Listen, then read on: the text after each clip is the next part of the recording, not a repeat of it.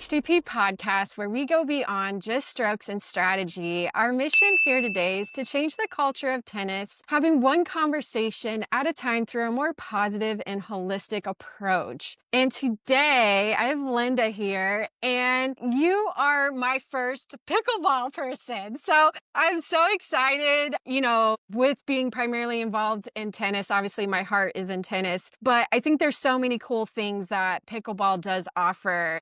And for some of the tennis fans out there who do not like pickleball, I want them to hear your story because it really is amazing how different sports, and I love racket sports all around. It's just a very healthy sport. And in sharing your story, I hope people can see that there really is a need for something like pickleball out there. And then, maybe if people venture into tennis, of course, that's what I'd want. But, at the end of the day, if people are healthy and active, that's what I love. So we initially met through Serve the Future. You came and spoke to the kids, and I love what you talked about. It really hit my heart, and I was very inspired through some of the challenges that you've been through, and then just your message for the kids was really impactful on me. So when I heard your story, I was like, oh my gosh, I definitely want you to come on the podcast. So Linda, if you could share, some of your background and then how you got into pickleball and really how it changed your life through playing that sport. So please go ahead and share all the good things. Thank you. First of all, I'm honored to be here. I'm honored to be the first pickleballer. That's quite brave.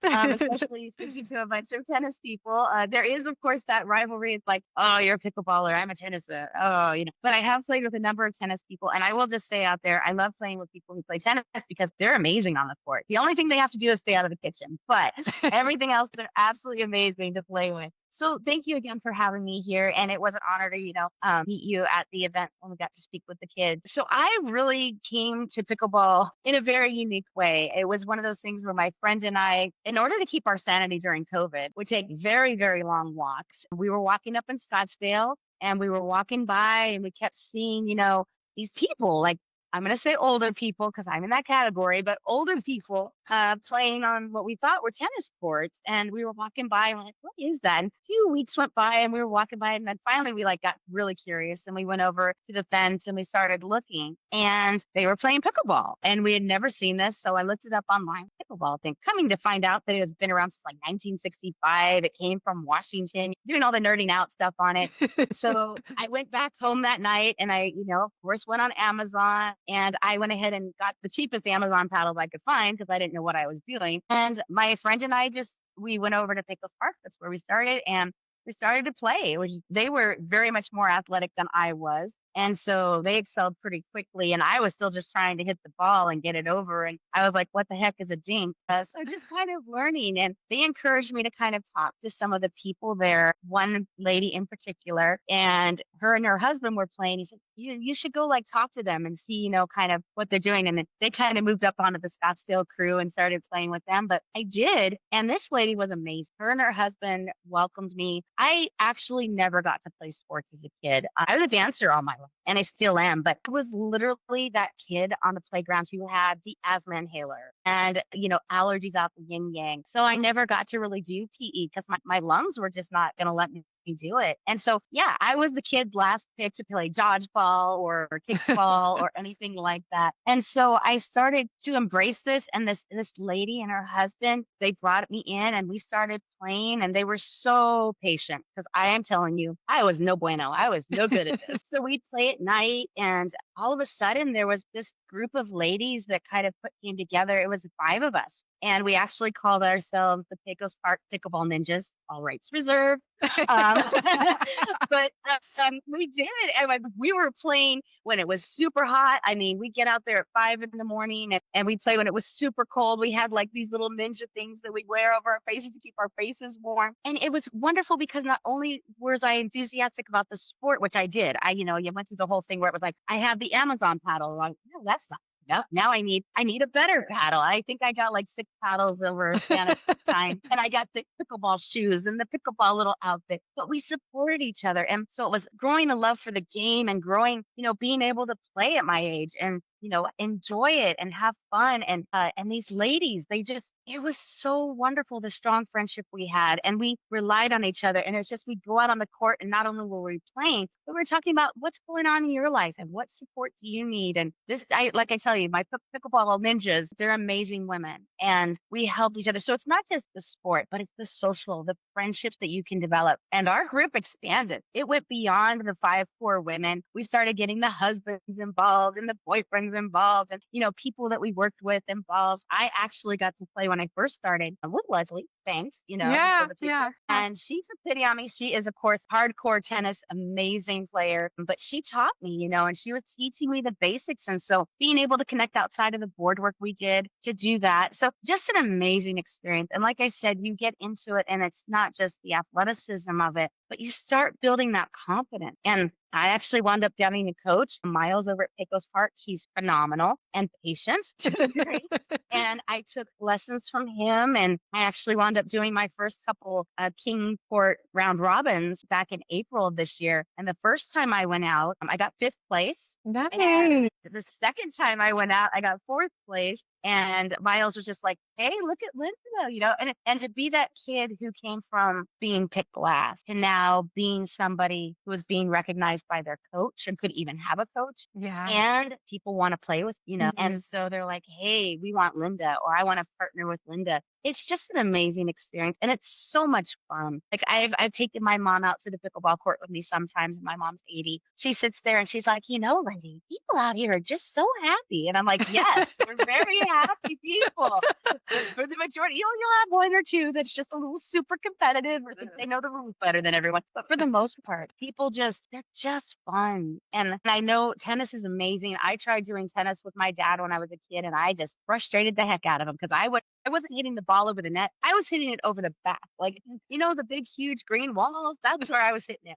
But pickleball just is fun. Yeah, I love that even as an adult in pickleball, you can pick up and play. However, you could say that about tennis as well. But with pickleball, I went on holiday with my family a few weeks ago, and all of us were on court from my dad, who's 73 years old, to my nephew, who's 3 years old. And we could all be on the court having fun. You don't need a ton of technique and skill to be able to play. If you're able to move a little bit, you can go out and play. And when I saw that and how much fun my family was having, I was just like, this is why pickleball is really unique and it is needed. Like in America, we need a sport like that right now. We need to get people active and outside. Honestly, I'd say if pickleball was at the point, like, having the professional teams that are out there now, if they had that like 10, 15 years ago, played pro tennis and then gone to that because, with having my own back injury, it stopped me to be able to compete. It stopped me coaching for almost 5 years. And now I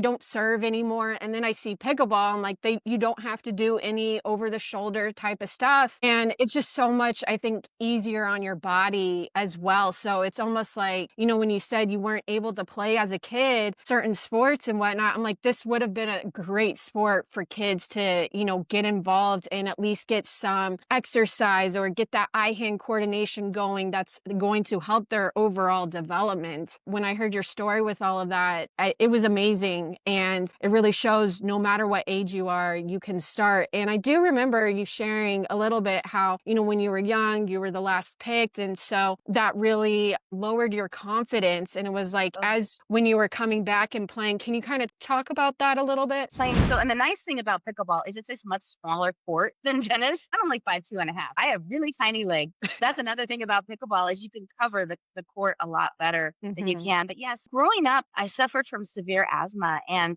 most of it was allergy induced. And it really was hard. I was also a smart kid. So I was like that nerd kid too. So you throw all that on there and I was super short. It killed my confidence. The only thing that really saved me throughout was I still could dance for whatever reason. I could still dance. I mean, I know dance is a sport, but I never considered it as a sport like pickleball or tennis or kickball or soccer. I just never had that. And just to go from years of that is when you're a kid, it's super hard and you don't understand why. It affects every facet of your life when you're like that and you have a disability, that's quite significant. Growing up that way was hard. And then being able to like I said, come to pickleball. And it was bumpy in the first because, getting out there, COVID, we were doing the walking, but we hadn't been doing anything really else because gyms were closed and everything else. But being able to then get out on the court and you slowly build, right? You slowly build. And like I said, my friend was much more athletic than I was, and they kind of shot off and went off to Scottsdale, which was hard, because I was like, oh, we kind of started this together, but I get it, much more competitive. I was out there for funsies, and and Leslie can tell you that. Like I was like, I'm just here to have fun, I'm just trying to learn how to score because the scoring, honestly, is the hardest part of pickleball, like that and dinking. But just getting out there and then building up my lung capacity and building up my body. And I will say a side great thing was about losing weight and muscle tone and everything else. But the confidence it grew in me, and especially at my age, it was just wow, like you can do it. And don't be afraid. Don't be afraid to try something new. One thing I've really, especially been unfortunately seen is we're not promised tomorrow. So I would tell people, just try it. Just have fun. Like I said, the tennis players that are going to listen to this, you're freaking amazing at pickleball. I'll tell you that right now. The only thing is, again, stay out of the kitchen, but you will dominate and you'll have fun, and I will tell you there was a part where I started getting more confident in myself and my abilities, especially my serve. I got a good serve that, I didn't have to use my asthma spray anymore and I didn't have to take the allergy medicine as much anymore. And I think it was a combination of the confidence building, the activity, of course, building up my lung capacity, but also that group that I was building around me. Just when you're like going to the gym and you're going by yourself, I'm going to liken it to this. Most of us aren't going to get up and go to the gym by ourselves. We're like, oh, it's cold outside or it's hot outside. I don't want to get up. But when you have other people who are so excited to see you on the other side, waiting for you, it gets you up in the morning. And you've got to do something. Whether it's pickleball, whether it's anything, something that gets you up in the morning and connects you with others, because we're meant to be connected. Like you'll find your tribe. This life is not meant to be lived in a silo. And like I said, we're not promised tomorrow. So try. I mean, people look at me and they're like, you're kind of a risk taker, Linda. And I kind of am because I've done a lot of things where my physical abilities weren't going to really allow me. But you know what? I try. And if it's great, like pickleball, it became a habit and it's just fun and it's just engaging and it gets you out of bed. It gets you away from your TV, your phone, your computer, your work, and make that time for yourself. That is what's so important is people, we get wrapped up in the world. We get wrapped in politics and everything that's swirling around us, especially as you mentioned right now. We need to get people out. People need to get out and moving because there's so much that could take you down right now. And yeah, it was quite a journey for me. And I'm really glad that I took the risk and I took the jump. And like I said, I became an extremely enthusiastic. I was wearing, the dink shirt, the dink hat. And the other thing that's really great is now we have so many places, especially here around the valley, where people can go and socialize and play pickleball. They're opening like crazy. And Padal, I think, is another one that's coming out. But just it's fun. And so I come from a family that has Alzheimer's and dementia that runs through it. My great grandmother had it. My grandmother had it. My mom's starting to kind of get in there a little bit. But and I think it's just because she's 80. But it's good for your mind. Any paddle sports, you tennis folks, racquetball players, pickleball is showing also to have the same effects. We're keeping the mind sharp. So that's another great benefit of it. And I love that because if that's something in my genes, I want to stay that off as long as I can. And if I could do that by doing something like pickleball, please sign me up. You also mentioned something too about, how you just recently went on that vacation with your family and you had everyone in their 70s to 3-year-olds out on the thing. I too like that because it spans all age brackets. And I've played with the young whippersnappers, the older crew. They're both amazing and for different reasons because you'll sit there and you'll go out on the court, you'll see this older person and you're like, oh, I'm going to kick their butt. Oh, no, they will show you because most of them are retired and they spend hours on the court and they will show you their skill. Yeah. And I've been schooled a couple of times by that. I'm like, this is easy one. No, nope, nope. And then the young kids, I have a daughter I keep trying to get out on the pickleball court one of these days. Yeah. She's like 18 years old, so it ranges all over, the sport. So it's not age limited. Yeah. The sky's the limit. I think you pointed out something that can hold a lot of people back. What would you tell someone who's just trying something new?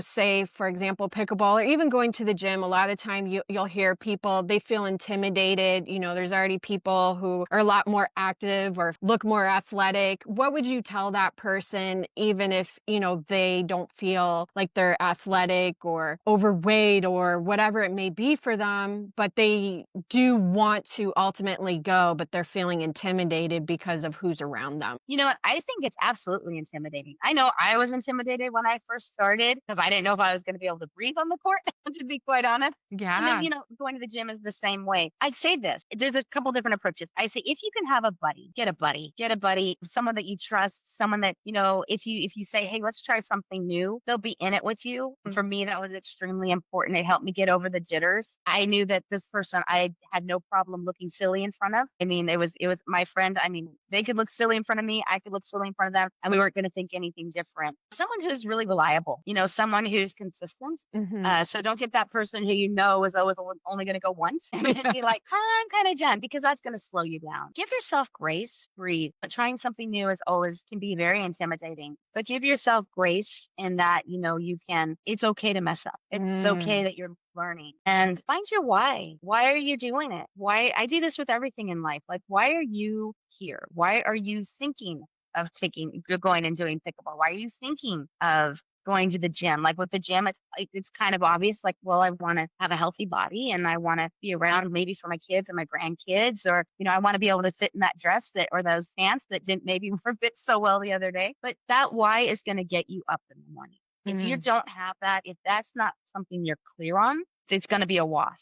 And that goes for anything in life. If you don't have a clear understanding, because you're the one that has to do it. It's not like when you're a kid and, it's like your mom or dad have to sit there and go, hey, you got to get in there. It's not all about them. It's because you're the one that has to get up, and you're the one that has to put in the work. And for us, when I started doing pickleball, it was me out there in 100 and some odd degree weather trying to learn how to play pickleball. Yeah. But we had the sprinklers, and like a bunch of little girls, us pickleball ninjas would go ahead and run in those sprinklers to cool down. Oh, But I you love have to that. you have to understand the why of it. And like I said, grace, get yourself a good buddy who's reliable. So those would be kind of my three. And remember that we do only get one trip around this world, and don't miss the opportunity. I mean, don't be so scared that you paralyze yourself from the opportunity, because Mm. opportunities don't always come around. We have to be able to jump on them. Have faith that whatever brought you to it will get you through it. I love that. I think that is amazing, and it's so true. A lot of the time we think, "Oh, there will be another chance," and you're absolutely right. Sometimes we do only have that one opportunity. If the reason is because, we're ourselves holding us back from doing it, you're gonna regret that. I'm definitely a type of person where, like, I wanna live life with no regrets, right? Linda, thank you so much for coming on today and sharing your story. I really appreciate it, and how much, pickleball has impacted your life in more ways than one. So thank you so much. And if you guys like these tales, please share, like, and subscribe.